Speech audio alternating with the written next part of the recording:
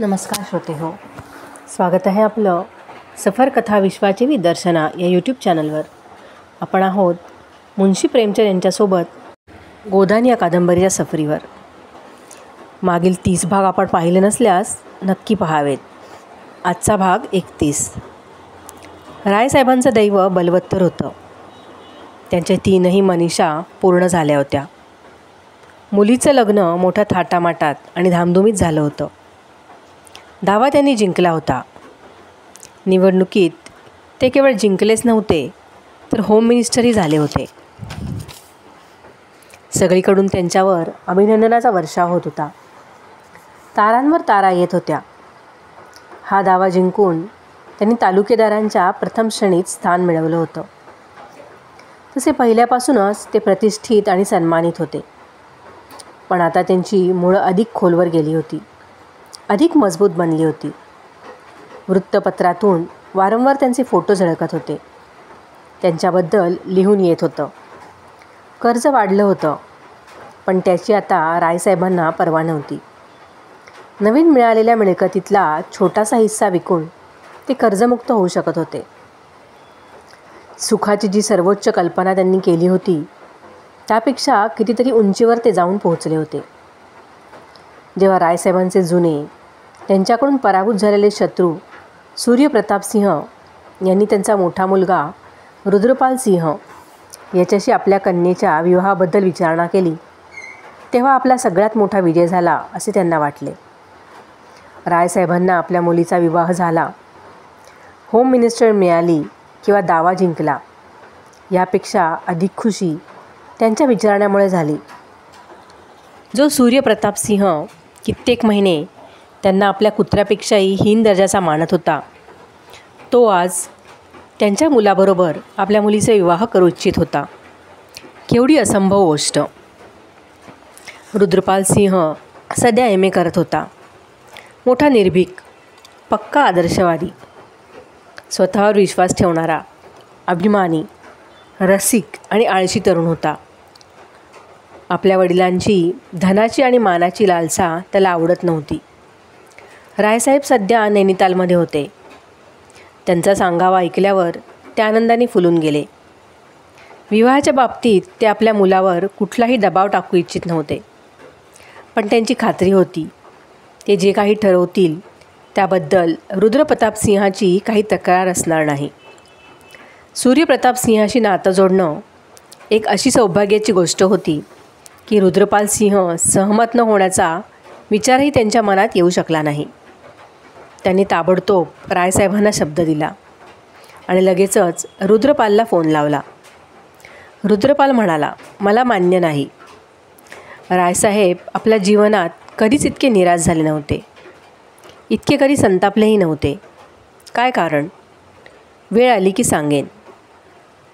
मला आत्ताच कळायला हवं. मी सांगू इच्छित नाही. तुला माझं म्हणणं ऐकावंच लागेल. या बाबतीत मी पूर्वीच निर्णय घेतला आहे. आता त्यात बदल होणार नाही. रायसाहेबांना मुलाच्या मूर्खपणाचा संताप आला. ते ओरडले, मला वाटतं तुझं डोकं फिरलं आहे. इथे येऊन मला भेट, उशीर करू नको. रुद्रपाल म्हणाला, मला यायला वेळ नाही, याचं वाईट वाटतं. दुसऱ्या दिवशी रायसाहेब स्वतःच आले. दोघेही आपापली शस्त्रे घेऊन सज्ज झाले. एकीकडे संपूर्ण जीवनाचा एकत्रित गोळा केलेला, तडजोडीला तयार असणारा अनुभव होता. दुसरीकडे जिद्द होती, निर्मम उद्दंडता होती आणि कोवळा आदर्शवाद होता. रायसाहेबांनी सरळ मर्मावरच आघात केला. कोणती मुलगी आहे? मला कळायलाच हवं. रुद्रपाल खंबीरपणे म्हणाला, आपण इतके उत्सुक असाल तर ऐका. मालती देवींची बहीण सरोज आहे. तुझी अक्कल पाहून मला दुःख होतं आहे. मालती माहीत आहे ना कशी बाई आहे. तिची बहीण काय तिच्यापेक्षा वेगळी असणार?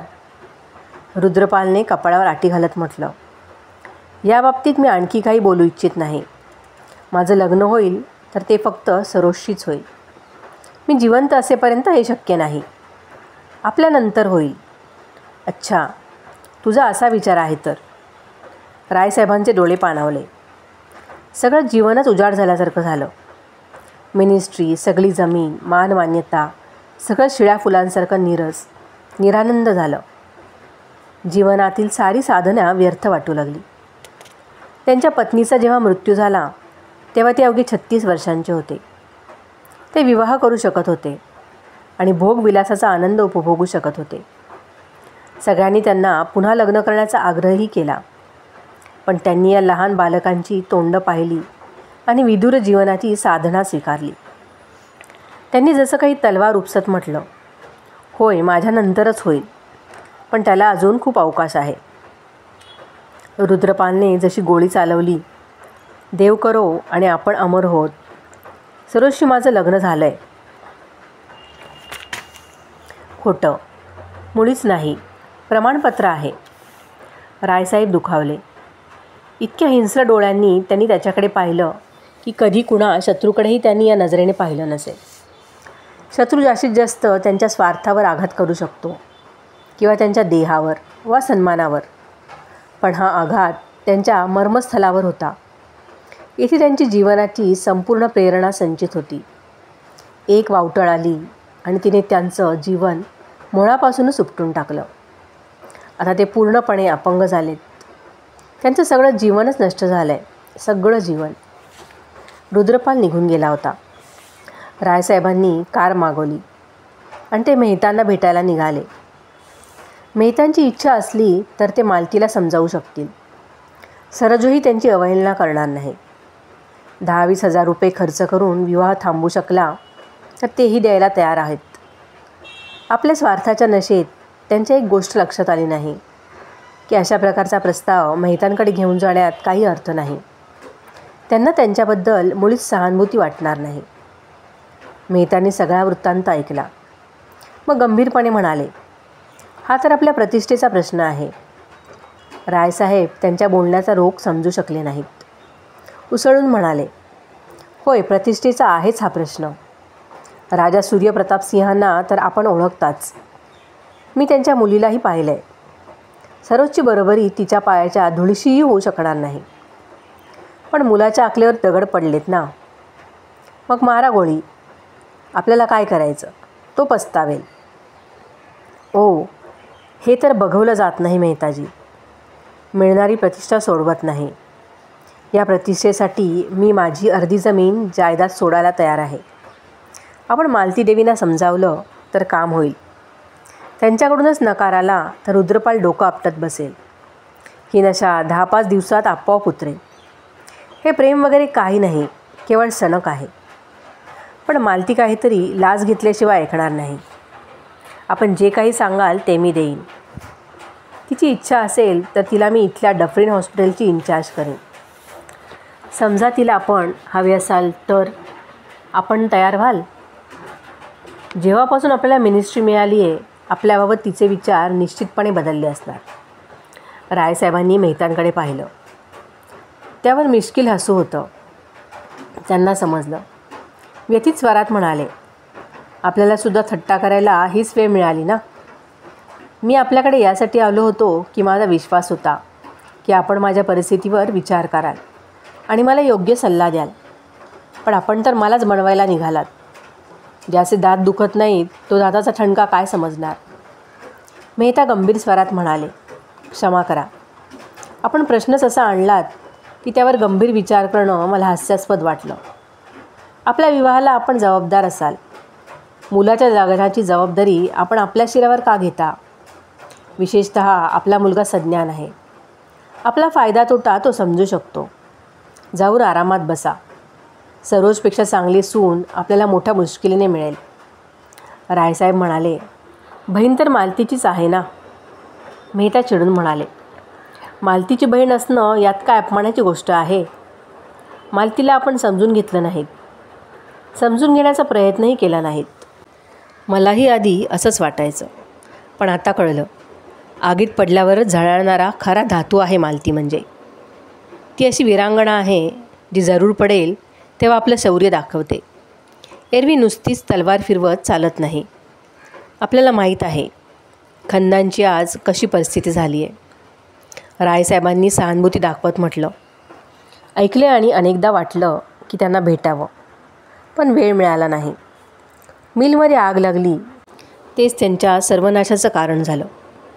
होय, आता ते एक प्रकारे दोस्तांच्या दयेवर जगतायत. त्यात गोविंदी कित्येक महिने आजारी आहे. तिने खन्नांवर स्वतःचं बलिदान केलं आहे. या पशूने तिला नेहमीच त्रास दिला होता. ती आता मरते आहे आणि मालती रात्र तिच्या उशाशी बसलेली असते. तीच मालती जी राजा आणि रईसांची 500-500 फी घेऊनसुद्धा रात्रभर जागत बसणार नाही. ती तिच्या उशाशी बसलेली असते. खन्नांच्या छोट्या मुलाच्या संगोपनाचा भारही मालतीने स्वतःवर घेतला आहे.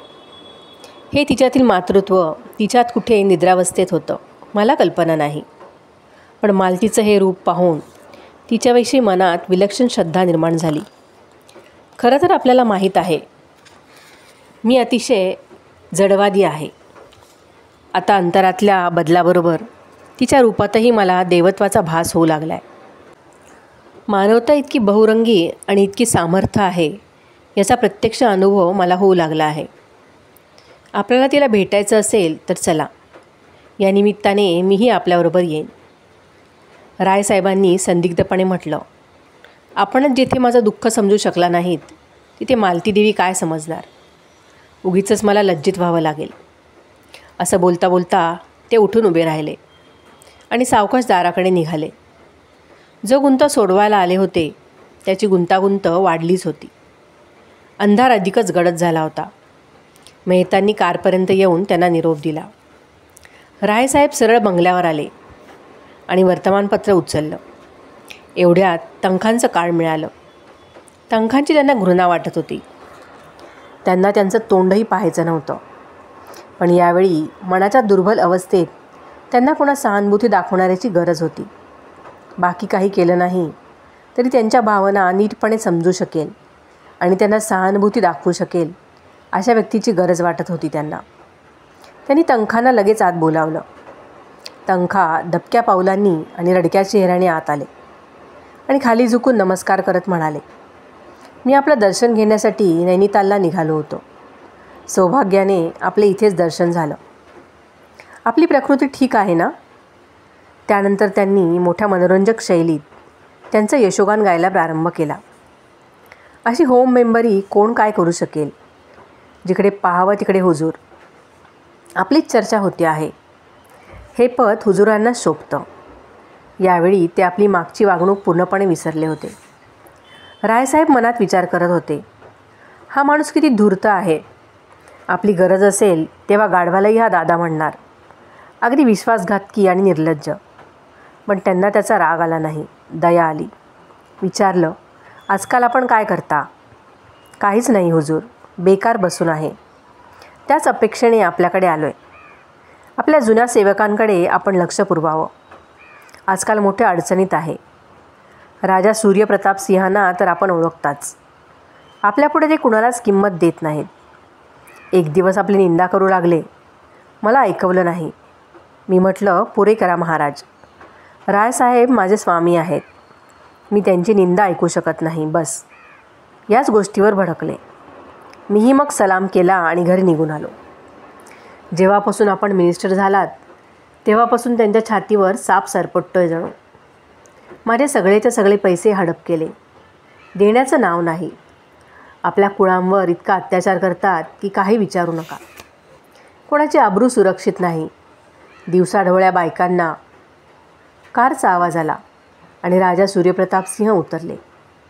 रायसाहेबांनी खोलीच्या बाहेर पडून सन्मानाने त्यांचं स्वागत केलं आणि म्हणाले, मी आपल्याकडेच येणार होतो. ही पहिलीच वेळ होती. राजा सूर्यप्रताप सिंहाचा चरणस्पर्श या घराला होत होता. मिस्टर तंखा भिजलेल्या मांजरीप्रमाणेच बसले होते. राजासाहेब, आपण इथे? एवढ्यात या दोघा महाशयांची दोस्ती झाली की काय? राजासाहेबांनी सिगार पेटवत कठोर दृष्टीने तंखांकडे पाहिलं आणि ते म्हणाले, तुम्ही तर तोंडच दाखवलं नाहीत मिस्टर तंखा. माझ्याकडून मेजवानीचे सारे पैसे वसूल केलेत, पण हॉटेलवाल्याला एकही पैसा दिला नाहीत. तो माझं डोकं खातो आहे. मी याला विश्वासघात म्हणतो. मला वाटलं तर आत्ता मी तुम्हाला पोलिसात देऊ शकतो. नंतर ते रायसाहेबांना म्हणाले, असा बदमाश माणूस मी कधीच बघितला नाही. मी खरंच सांगतो, मी आपल्या विरुद्ध उभं राहणारच नव्हतो. पण या बदमाशानंच मला भडकवलं आणि माझे 1,00,000 रुपये बर्बाद केले. रायसाहेबांनी तनखांकडे तिरस्काराने पाहिलं. म्हणाले, आपण गप्प का आहात मिस्टर तनखा? काही बोला. राजेसाहेबांनी आपला सगळा मेहनताना दाबला. याचं काही उत्तर आहे आपल्याकडे? आता कृपया आपण इथून निघा आणि पुन्हा आपलं तोंड दाखवू नका. तनखानी मानही वर केली नाही. हळूहळू निघून गेले. एखादा भुरटा कुत्रा मालकात येताच शेपूट घालून निघून जातो, अगदी तसंच. ते निघून गेल्यावर राजासाहेब म्हणाले, माझी निंदा करत असतील? होय, पण मी देखील खूप बनवलं. सैतान आहे. अगदी बरोबर. त्यानंतर रुद्रपालच्या विवाहाबद्दल बोलणं झालं. रायसाहेबांचे प्राण जसे सुकत चालले, जसं काही त्यांच्यावर निशाणा साधला जातो आहे. कुठे लपावं, कसं वागावं, की रुद्रपालावर त्याचा काही अधिकार नाही राहिला. पण राजेसाहेबांना परिस्थिती माहीत झाली होती. रायसाहेबांना स्वतःला काही सांगावं लागलं नाही. जीव वाचला. त्यांनी विचारलं, आपल्याला कसं कळलं? आता रुद्रपालने मुलीच्या नावावर पत्र ठेवलं होतं. तिने ते मला दिलं. आजकालच्या मुलांमध्ये बाकी काही हुनर नसली तरी स्वच्छंदतेची सनक स्वार झालेली असते. सनक तर आहेच, पण त्याचं औषध माझ्याकडे आहे. मी त्या मुलीला असं गायब करून टाकीन की काही पत्ताच लागणार नाही. 10-5 दिवसात ही सनक थंड होईल. समजावून सांगण्यात काही अर्थ नाही. रायसाहेब थरकापून उठले. त्यांच्या मनातही अशा प्रकारचा विचार आला होता, पण त्यांनी त्याला आकार येऊ दिला नव्हता. संस्कार दोघांचेही सारखेच होते. गुहेतला माणूस दोघांच्याही व्यक्तिमत्वात जिवंत होता. रायसाहेबांनी त्याला वरच्या वस्त्राने झाकून टाकलं होतं. राजासाहेबांमध्ये तो नग्न होता. आपला मोठेपणा सिद्ध करण्याची संधी रायसाहेब सोडू शकले नाहीत. काहीसे खजील होऊन म्हणाले, पण हे 20वे शतक आहे, 12वे नाही. रुद्रपालवर त्याची काय प्रतिक्रिया होईल हे मी सांगू शकत नाही. मानवतेच्या दृष्टीने. राजासाहेब त्यांचं बोलणं मध्येच तोडत म्हणाले, आपण मानवता म्हणत फिरता, पण आपल्याला हे दिसत नाही का की या जगात आजही माणसातील पशुता त्याच्या मानवतेवर विजय मिळवते आहे. तसं नसतं तर राष्ट्रात लढाया का झाल्या असत्या? पंचायताच्या द्वारचं भांडण तंटे मिटले नसते. जोपर्यंत मनुष्य असेल तोपर्यंत त्याची पशुताही राहील. छोटे वादांचं बघता विवादात रूपांतर झालं आणि शेवटी राजासाहेब नाराज होऊन निघून गेले. दुसऱ्या दिवशी रायसाहेबांनी नैनितालला प्रस्थान ठेवलं. त्यानंतर एका दिवसाने रुद्रपाल सरोजला घेऊन इंग्लंडला गेला. आता त्यांच्यामध्ये पितापुत्राचं नातं नव्हतं. ते प्रतिस्पर्धी झाले होते. मिस्टर तनखा आता रुद्रपालचे सल्लागार आणि वकील होते. त्यांनी रुद्रपालाच्या वतीने रायसाहेबांवर इस्टेटीचा दावा लावला. रायसाहेबांवर 10 लाखाची डिग्री झाली.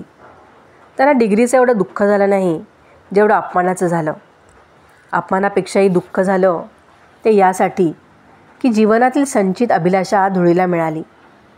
या सर्वांपेक्षा त्यांना जास्त दुःख झालं ते त्यांच्याच मुलाने त्यांना दगा दिला म्हणून. पण जसं काही अद्याप त्यांच्या दुःखाचा पेला पूर्ण भरला नव्हता. जी काही कसर राहिली होती ती मुलगी आणि जावई यांच्या घटस्फोटाने भरून काढली. साधारण हिंदू मुलींप्रमाणे मीनाक्षीही अबोल होती. बापाने ज्याच्याबरोबर विवाह लावला त्याच्याबरोबर गेली आणि पतीपत्नीचं प्रेम निर्माण करू शकली नाही. दिग्विजयसिंह भोगविलासी होता आणि दारुडाही. मीनाक्षी आतल्यात कोढायची. पुस्तके, वर्तमानपत्रे यांच्याद्वारे मन रमवण्याचा प्रयत्न करायची. वर्तमानपत्रातून स्त्रियांच्या अधिकारासंबंधी येणारे लेख, होणाऱ्या चर्चा वाचून हळूहळू तिचे डोळे उघडले. ती स्त्रियांच्या क्लबमध्ये जाऊ लागली. तिथे कितीतरी सुशिक्षित श्रेष्ठ कुळातल्या महिला येत असत. त्यांच्यात मताचा अधिकार, स्वाधीनता आणि स्त्री जागृती याबद्दल खूप चर्चा होत असे. जणू काही त्या पुरुषांविरुद्ध एखादे षडयंत्र रचतायत. त्यांच्यातच एक मिस सुलतान होती. ती विलायतेतून बार ॲट लॉ घेऊन आली होती आणि पडद्यात असणाऱ्या स्त्रियांना कायद्याचा सल्ला देत होती. तिच्या सल्ल्याने मीनाक्षीने आपल्या पतीवर पोटगीचा दावा लावला होता. आता ती त्या घरात राहू इच्छित नव्हती. पोटगीची मीनाक्षीला गरज नव्हती. आपल्या माहेरी ती आरामात राहू शकली असती. पण ती दिग्विजयसिंहाच्या तोंडाला काळं फासूनच इथून जाऊ इच्छित होती. दिग्विजयसिंहाने तिच्यावर उलट बदफैलीपणाचा आरोप लावला. रायसाहेबांनी हा कलह मिटवण्याचा खूप प्रयत्न केला, पण मीनाक्षी आता नवऱ्याचं तोंडही बघू इच्छित नव्हती. दिग्विजयसिंहाचा दावा फेटाळून लावण्यात आला आणि मीनाक्षीला त्याच्यावर पोटगीसाठी डिग्री मिळाली. पण तिचा झालेला अपमान तिला टोचत होता. ती एका कोठीत स्वतंत्रपणे राहत होती. समिष्टवादी आंदोलनात प्रामुख्याने भाग घेत होती. तथापि मनातील आग मात्र शांत होत नव्हती. एक दिवस संतापाने ती हंटर घेऊन दिग्विजयसिंहाच्या बंगल्यावर पोहोचली. व्यभिचारी, गुंड, बदमाश जमा झालेले होते. वेश्येचा नाच होत होता. रणचंडीप्रमाणे ती त्या पिशाच्यांच्या चांडाळ चौकडीत पोहोचली आणि तिथे तिने धुमाकूळ घातला. हंटर खा खाऊन लोक इकडे तिकडे पळू लागले. तिच्या तेजापुढे ती माणसं काय टिकतात. जेव्हा दिग्विजयसिंह एकटाच राहिला तेव्हा तिने त्याला हंटरने झोडपायला सुरुवात केली. इतकं मारलं की कुंवरसाहेब अर्धमेले होऊन गेले. ते येऊन आपल्या कारमध्ये बसले आणि जिल्हाधिकाऱ्यांच्या बंगल्यावर जाऊन त्या प्रकरणाची माहिती दिली व नंतर आपल्या कोठीकडे निघून गेले. तेव्हापासून दोघे पतीपत्नी एकमेकांच्या रक्ताचा घोट घेण्यासाठी तहानलेले होते. दिग्विजयसिंह रिव्हॉल्वर घेऊन तिच्या शोधात फिरत असायचा आणि ती आपल्या रक्षणासाठी 2 ठाकूर पैलवानांना आपल्यासोबत घेऊनच फिरायची. रायसाहेबांनी सुखाचा जो स्वर्ग बनवला होता तो आपल्या समोरच उद्ध्वस्त होताना ते पाहत होते. आता या संसाराबद्दल त्यांच्या मनात निराशा दाटून आली होती आणि त्यांचा आत्मा अंतर्मुख होऊ लागला होता. अडचण एवढीच होती की उपासना आणि भक्ती यामुळेही त्यांना शांती लाभत नव्हती. ते मोह सोडू इच्छित नव्हते, पण मोह त्यांना सोडत नव्हता आणि या ओढाताणीत अपमान, खिन्नता आणि अशांती यापासून त्यांना सुटका मिळत नव्हती. श्रोतेहो, आजच्या भागात इथेच थांबूयात. पुढे काय होतं हे पाहण्यासाठी भेटूयात पुढील भागात. तोपर्यंत धन्यवाद. कथा ऐकायला आवडत असल्यास नक्कीच लाईक, शेअर आणि सबस्क्राईब करायला विसरू नका. धन्यवाद.